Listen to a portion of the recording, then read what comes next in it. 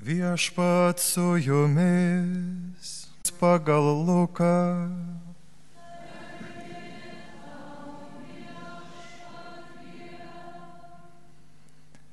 Pasibaigus Mozės įstatymo numatytoms apsivalymo dienoms, Juozapas ir Marija nunešė kūdikį į Jeruzalę paaukoti Viešpačiui, kaip parašyta Viešpaties įstatyme. Kiekvienas pirmgimis berniukas bus pašvestas Viešpačiui ir duoti auką, kaip pasakyta Viešpaties įstatymą, porą purplelių arba 2 balandžiukus. Jeruzalėje gyveno žmogus vardu Simeonas, vyras laukiantis Izraelio paguodos, ir šventoji dvasia buvo su juo. Jam buvo šventosios dvasios apreikšta, kad jis nemirsęs, kol pamatysęs Viešpaties Mesiją. Šventosios dvasios paragintas jis atėjo dabar į šventyklą, įnešant gimdytojams kūdikį Jėzų, kad pasielgtų, kaip įstatymas reikalauja. Simeonas jį paėmė į rankas, šlovino Dievą ir sakė: dabar gali, valdove, kaip buvai žadėjęs, leisti savo tarnui ramiai iškeliauti, nes mano akis išvydo akivaizdoje, šviesą pagonėms apšviesti ir tavosios Izraelio tautos garbę. Kūdikio tėvas ir motina stebėjosi tuo, kas buvo apie jį kalbama, o Simeonas palaimino juos ir tarė motinai Marijai: štai šis skirtas daugelio Izraelyje nupolimui ir atsikėlimui.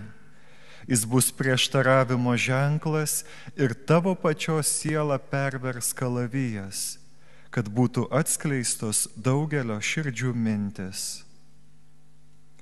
Ten buvo ir pranašė Ona.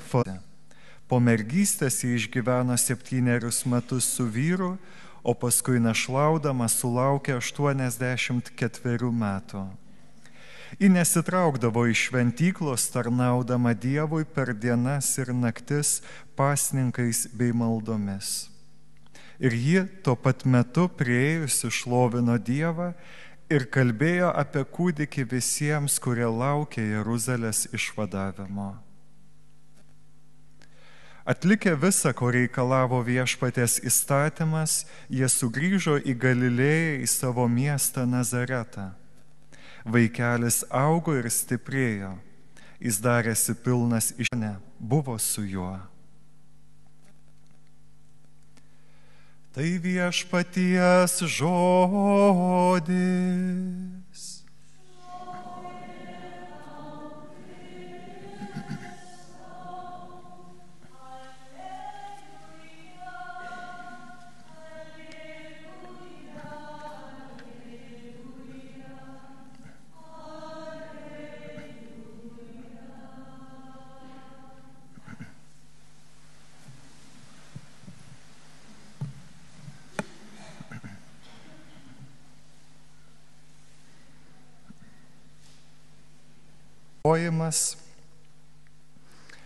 Norėčiau šiandien atkreipti mūsų dėmesį į Onutę, nes esą Onutė, mūsų zakristijonė, apie ją irgi galėčiau daug gero pasakyti, bet apie pranašę Oną.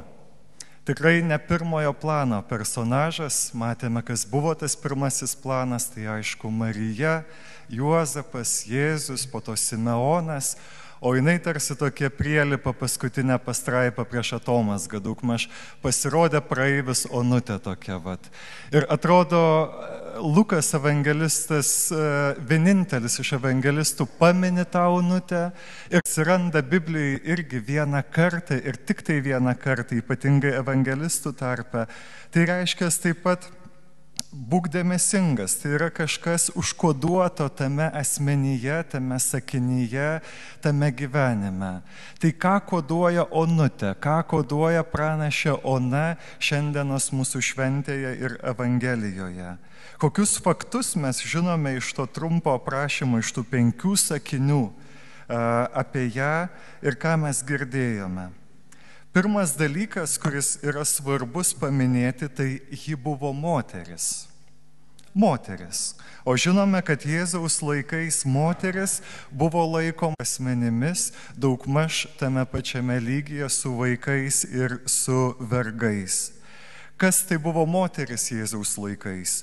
Klusnumas vyrui, absoliutus, namų ruoša, jokių mokslų, jokio politikavimo, prieš vedybas tėvo nuosavybę, po vedybų vyro nuosavybę, o vyrui mirus net neturėjo teisės į palikimą, tai jai tikrai nebuvo aktualu, kad vyras mirtų greičiau.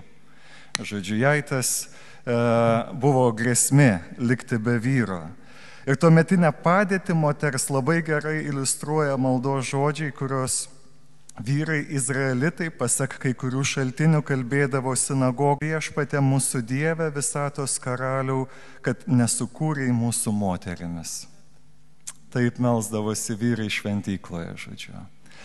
Tai vat, jau kiek koduoja vien tik tai, kad jinai buvo moteris. Pirmas dėmuo. Antras dalykas, kuris mus pasiekė šiandien aprašymo, tai našlė. Mums gal geriau pažįstamas našlės kontekstas, tai našlė būti tai buvo dar didesnė nelaimė negu būti moterim daugmaž. Jeigu pasako, kad moteris ir našlė, tai bėda, didžiulė bėda. Našlė tai reiškia visiški paribiai ir paraštės, jeigu dar moteris buvo visuomenė. Nors įstatymas įpareigojo, Dievo žodis įpareigojo rūpintis našlaičiais, našlėmis, bet praktiškai toje visuomenėje, norėdamas jos išsilaikyti, išgyventi, o jeigu neturėdavo vaikų ir anūkų, tai neretai našlės tapdavo tiesiog elgetomis ir gyveno labai sunkiomis sąlygomis. Ir galiausiai trečias dalykas, kuris taip pat įspūdingas, nes Lukas apibūdina Oną ir nurodo giminę, iš kurios jinai kilo, Fanuelio duktė iš Asero giminės. Naujajame testamente labai retai, priešingai negu Senajame, kalbama apie kilmę testamente, kokia kilmė, kokia giminė.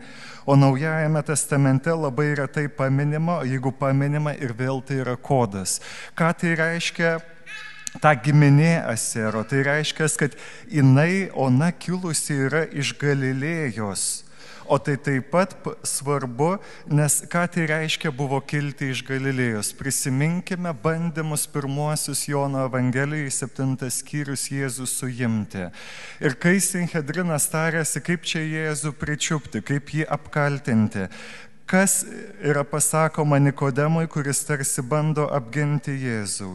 Gal ir tu iš Galilėjos, sako, patyrinėk, ir Lukas sako, pranašė Ona. Tad apibendrinant Onos gyvenimą, kas tai yra, jeigu tariant trumpai vienu sakiniu, 3 kart nelaimė. 3 kart nelaimė, didžiulė nelaimė. Moteris, našlė ir iš Galilėjos. Tai reiškia trejopa atskirtis nuo visko tiesiog. Ribos tai moteriai. Bet šiandien geroji naujiena, nes renkame šį sekmadienį išgirsti gerą naujieną, tai yra kokia? Būtent Dievas ją pasirenka kaip pranašę. Ją, jos gyvenimą, jos balsą, jos kūną, visą ją kaip asmenį reikia Onutės. Ką Dievas padaro su ta pranašė?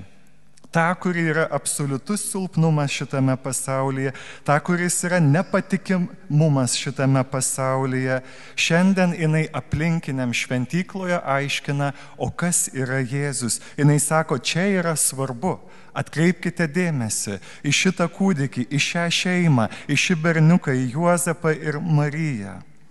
Ir ką mes turėtume matyti taip pat pranašės Onos asmenyje, tai man atrodo, kad bažnyčia turėtų matyti save pranašės Onos asmenyje. Šiandien aplinkui kas yra kalbama apie bažnyčią? Jūsgi patys šiais gražiais poezija? Ne, keiksmažodžių lavina.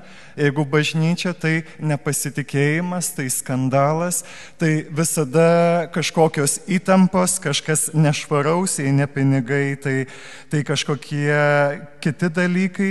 Žodžiu, viskas yra ne taip. Bažnyčia šiandien statistikos rodo, pasitikėjimas krenta, bet dėmesio. Bažnyčiai niekada nerūpėjo ir neturi rūpėti statistikos. Bažnyčiai visada per 2000 metų buvo ir bus skandalų, mėlyjei. Niekada neišsigaskite, niekada nepasipiktinkite, niekada neįsivelkite į gynimą. Pasakykit, buvo ir bus skandalai bažnyčioje. Bet Dievui reikia tokių pranašių onų, kurios pasakys, taip, bažnyčiai visko yra. Bet bažnyčiai taip pat yra Dievas, kuris veikia ir veiks žmonių gyvenimuose.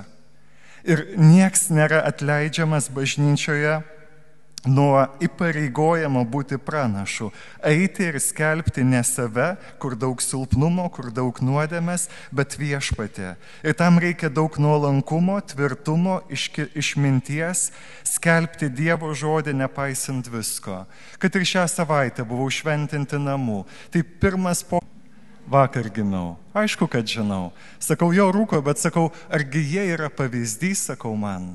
Sakau, kiek daug šventų kunigų buvo Lietuvoje, pasaulyje, pakalbėkime prie jos prie šito vakarienės stalo.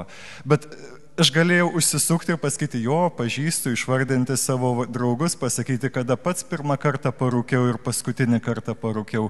Galėjau įsivelti į nereikalingą pokalbį. Bet galvoju, ne, Viešpatie Dieve, jie jau prisiklausė šitų dalykų, pakalbėkim apie kažką, kas būtų apie Dievą, apie tiesą ir taip toliau. Tai tegul šiandien Viešpats duoda mums visiems jėgų. Gal jūs taip pat nesat teologijos profesorius, katekizmo, jūs taip pat kovojat su nuodėmėm ir einat iš pažinties, bet aš prašau šiandien malonės kiekvienam iš mūsų nesigėdyti. Ten, kur esat, ten, kur dirbat, kalbėti apie šviesą. Kalbėti apie gyvenimą su Jėzumi, kaip keitėsi jūsų gyvenimas, ką jūs darot sekmadieniais, kaip palaiko jūs Jėzus, kaip pataria, kaip suteikia jums vilties, kad būtumėt gudrus ir neklastingi, žodžiu. Smulkus nekšeliai, ten, kur nereikia įkišat savo trigrašį ir pasakot, bet Jėzus taip nesakytų. Arba Jėzus taip nedarytų. Tad Viešpatie duok mums, duoti koks oras bus rytoj, bet pasakyti žmonėms, kad yra šitam gyvenime, į ką galima remtis. Ir tai yra tik tai Jėzus. Amen.